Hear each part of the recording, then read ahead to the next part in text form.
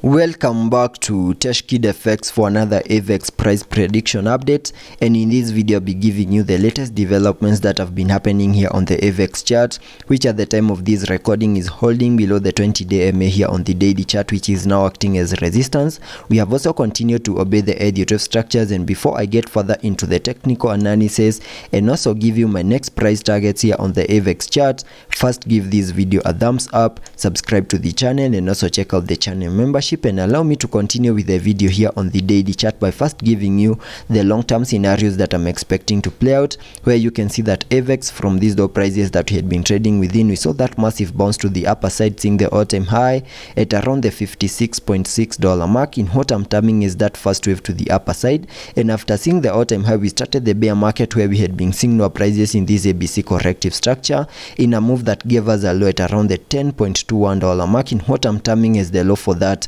higher Elliott wave count 2. And after seeing the low for that higher Elliott wave count 2,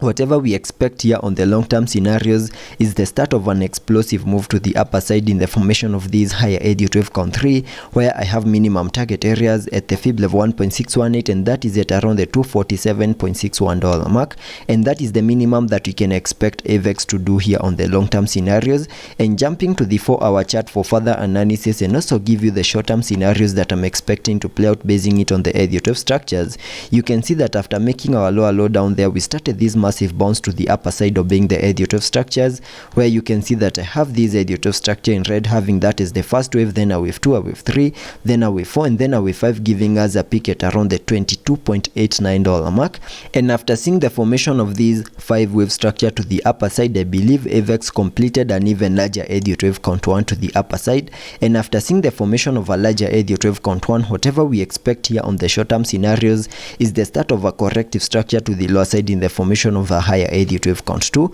and using the Fibonacci's, connecting them from the low of the first wave down there to the high of that wave 1, I was able to come up with a minimum retracement area to the lower side in the formation of that higher Elliott wave count 2 between the fib level 0.5 and the fib level 0.618, and I can mark that target area here on the charts like that, which is a target area that lies between the $16.73 mark and the $13.21 mark, and it is within this green target area down here that I'm expecting to see the low for these higher Elliott wave count 2. And because a second wave to the lower side is a corrective wave, I'm also expecting to see an ABC corrective structure also play out, and I believe we are seeing such a scenario over here, having these as the wave A, then a wave B, then I'm expecting the wave C to fully maximize our green target area down here in the formation of this wave 2, and also give us the low for that higher Elliott wave count 2. And once that happens, then on the short-term scenarios we can expect another impulsive wave to the upper side in the formation of a higher Elliott wave count 3. And you can see that here on the 4-hour chart,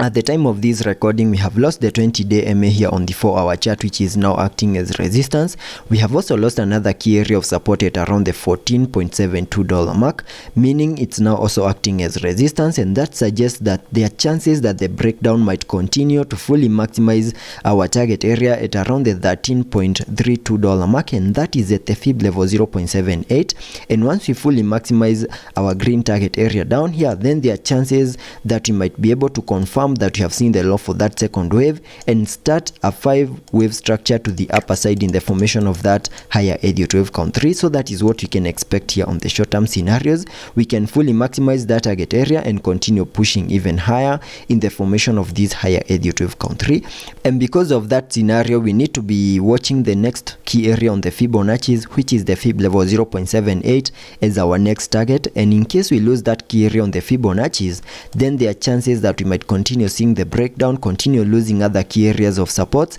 and in case such a move plays out, then that will be putting a major challenge on the formation of these higher Elliott wave count 2. So I expect Avax to continue holding within this green target area for us to still say that whatever we are seeing is a corrective structure to the lower side in the formation of this wave 2, and that soon we are going to start our impulsive wave to the upper side in the formation of that wave 3. So continue watching this green target area between the $16.79 mark and the $13.3 mark, which is between the fib level 0.5 and the fib level 0.78. And also taking a look at the indicators to see what movements will be supported on the RSI, we are trading at around the 23 mark, meaning we have managed to get into the oversold region, and we have massive room for us to fully support higher prices in case the reversal starts in the formation of that higher edge wave count 3. Also taking a look at the MACD, we have been able to print a bearish cross supporting lower prices here on the charts in the formation of that higher edge wave count 2. So let's be patient and see how that plays out, and I'll be keeping you updated.